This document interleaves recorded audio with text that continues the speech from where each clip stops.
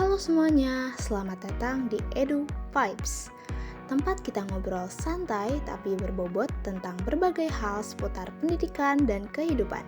Aku Anin, dan hari ini kita akan bahas satu topik yang sering jadi perdebatan nih, yaitu pendidikan tinggi apakah benar-benar penting atau hanya sekedar formalitas. Dulu, gelar sarjana dianggap kunci utama kesuksesan, tapi sekarang makin banyak orang sukses tanpa gelar akademik.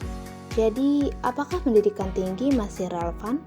Atau ada cara lain yang lebih efektif untuk mencapai sukses? Yuk kita bahas. Pertama, kenapa pendidikan tinggi dianggap penting? Beberapa jawabannya adalah peluang karir lebih baik.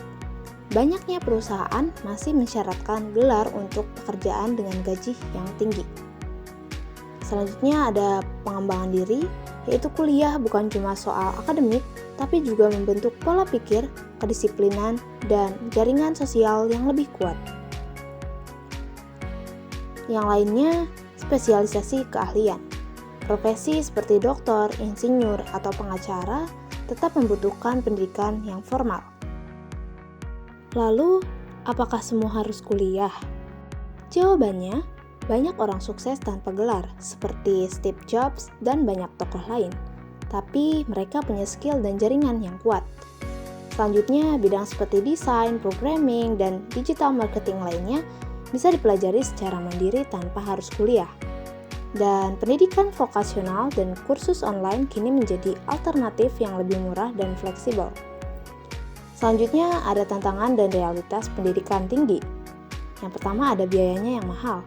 Kuliah bisa jadi investasi besar, tapi apakah selalu sepadan dengan hasilnya? Yang kedua, ada ketidaksesuaian dengan dunia kerja.